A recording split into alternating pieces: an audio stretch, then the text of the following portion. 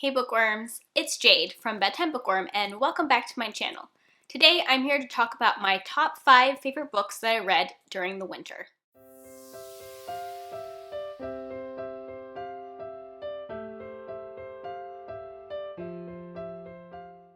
These seasonal wrap-ups are some of my favorite videos to make. I just love looking back on my last 3 months of reading and getting some perspective on how things have been going. If you've been around here since the beginning of the year, you know that things have been going pretty good with my reading lately. So I consider my winter to be December, January, and February. So it's a little bit weird. I have got one 2018 month in this video, but I don't know. I kind of like having my seasonal videos a little bit offset from the calendar year. For some of you, this might be my first seasonal wrap-up that you've seen, since the last time I did one was before the new year, and I know we have a lot of new faces around here since the beginning of the year. But what I do in these seasonal wrap-ups is that I list out all of the books that I read in those 3 months. In my monthly wrap-ups, I always talk about books in the order that I read them, but in my seasonal wrap-ups, I always do them from lowest rating to highest rating. So I start from the bottom, and then when I get down to my top 5 favorite books, I give a little synopsis and I go into more detail about why I love those books so much. I will have my last 3 wrap-ups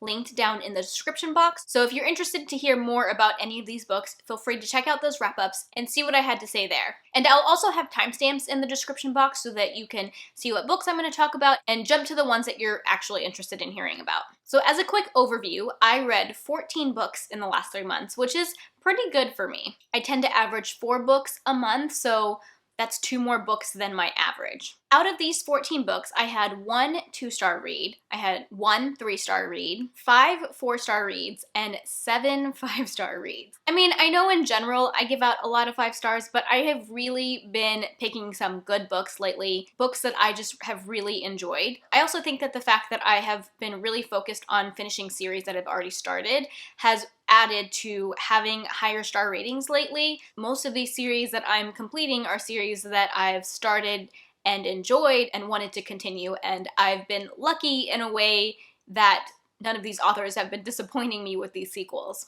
And then out of these 14 books, I had 2 books that were rereads. My rereads aren't eligible for my top 5 slots, so I'm going to tell you what they were right now. One of my rereads was Assassin's Apprentice by Robin Hobb, which is the first book in the Farseer trilogy, and I gave that 4 out of 5 stars. I've read all 3 of this original Farseer trilogy.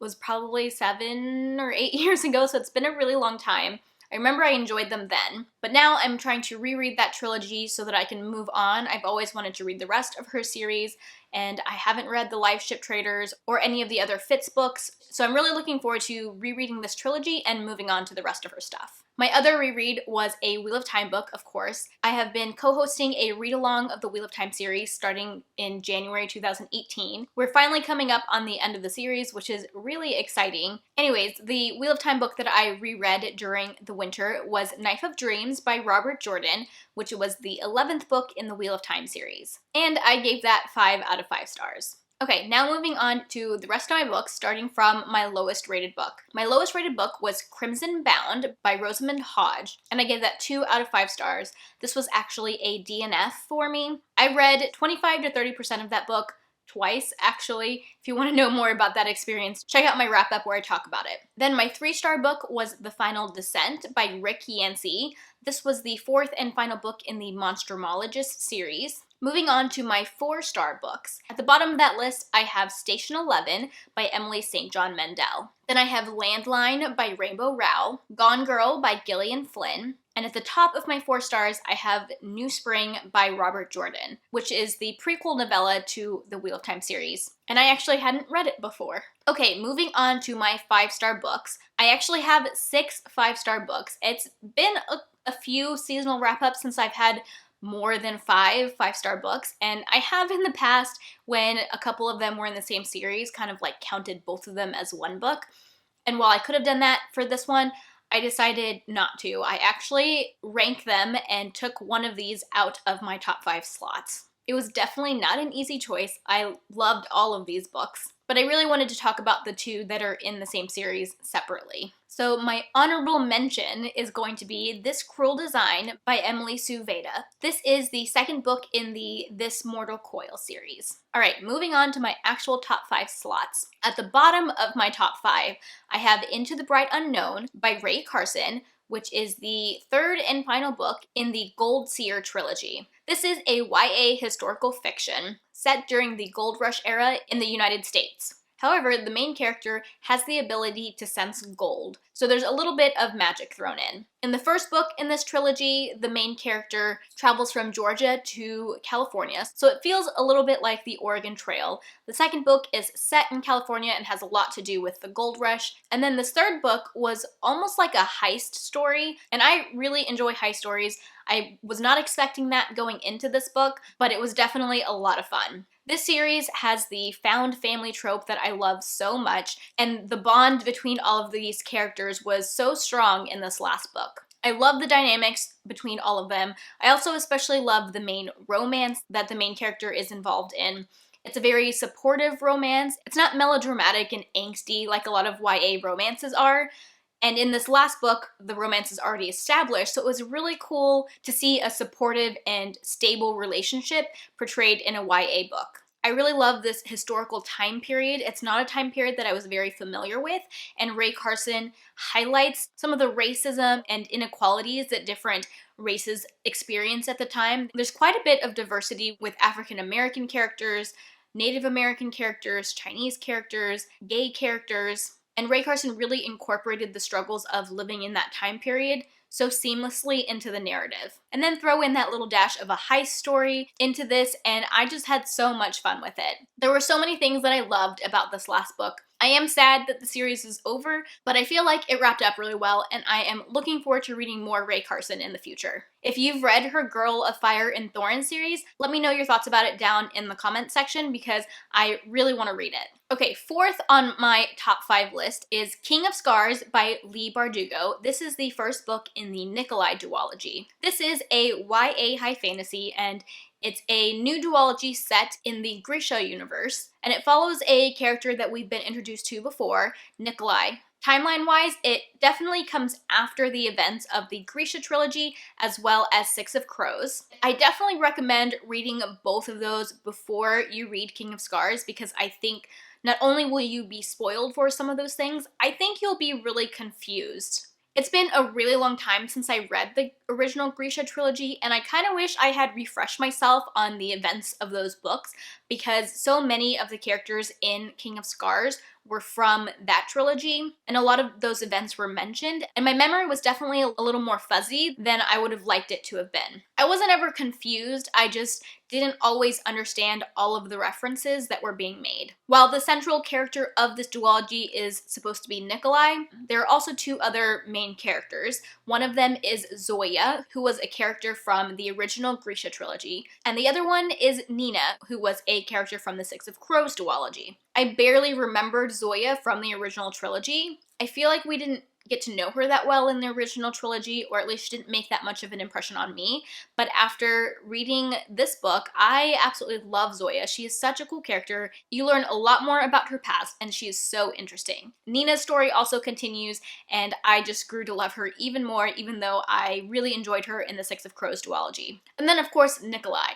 I love Nikolai. He is one of my favorite characters from this world, and so I was so excited, as were many other people, for him to be getting a duology. When this book first came out, there were definitely a lot of mixed reviews about it, and I think that maybe Nikolai didn't play as big of a role in the story as what some people had been expecting, but I still really loved it. It definitely has a slower start, as Leigh Bardugo is setting the stage, but from the halfway mark to the end, I thought things were getting crazy and intense.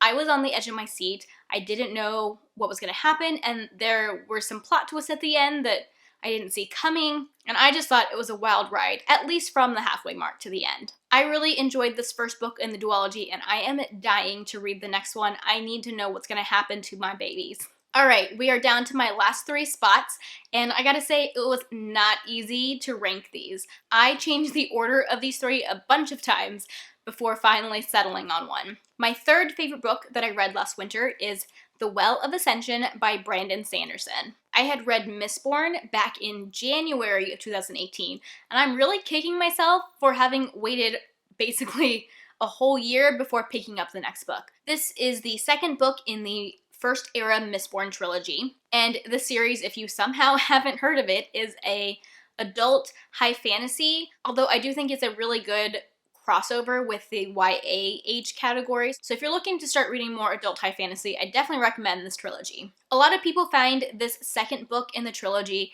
slower and harder to get through, and I can totally see where people are coming from.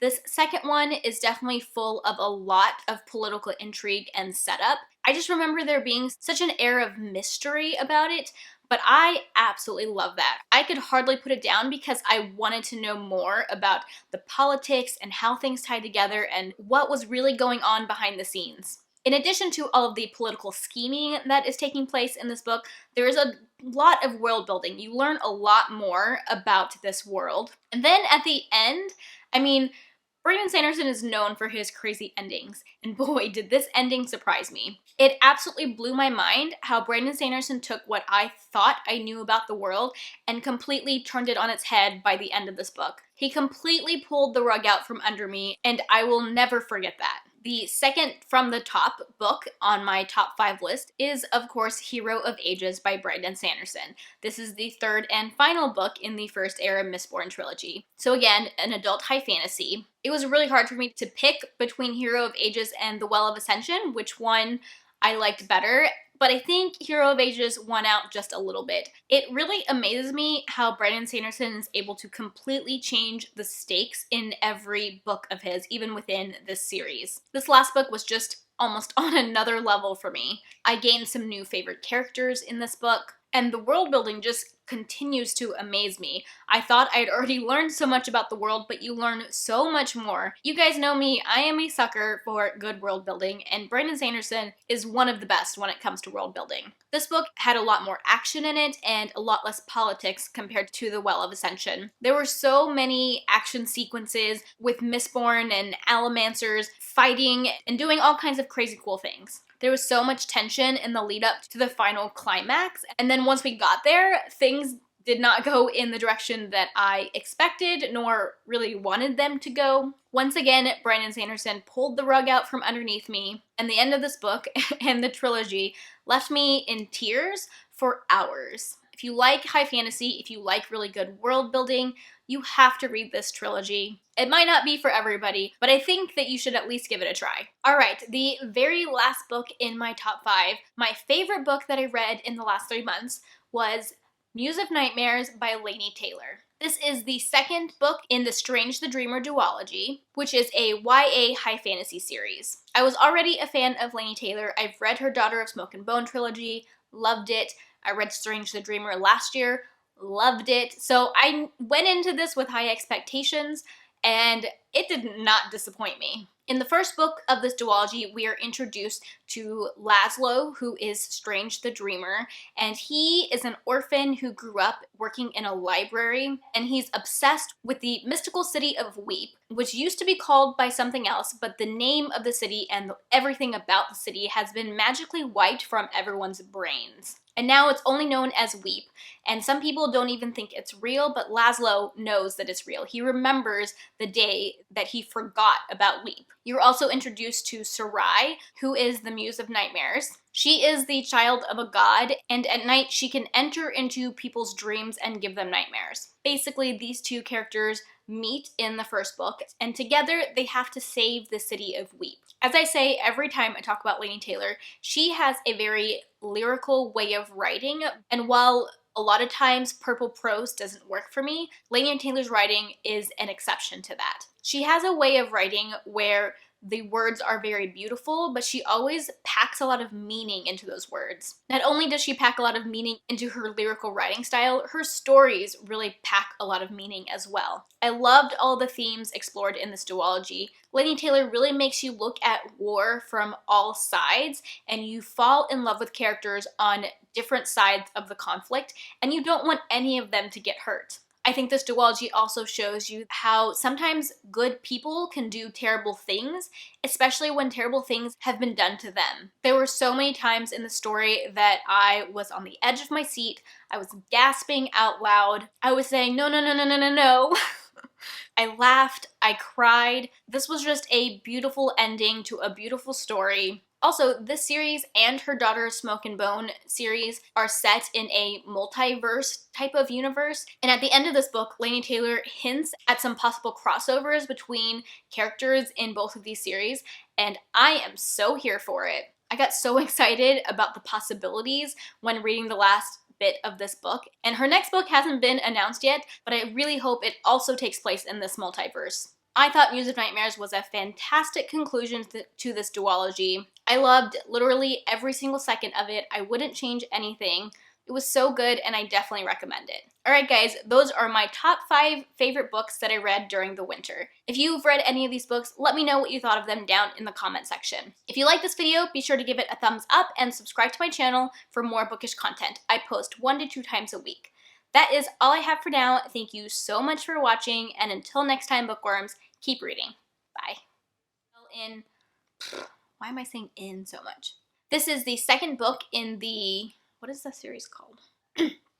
This is the second book trilogy. Timeline-wise, it follows... Excuse me. What is it called?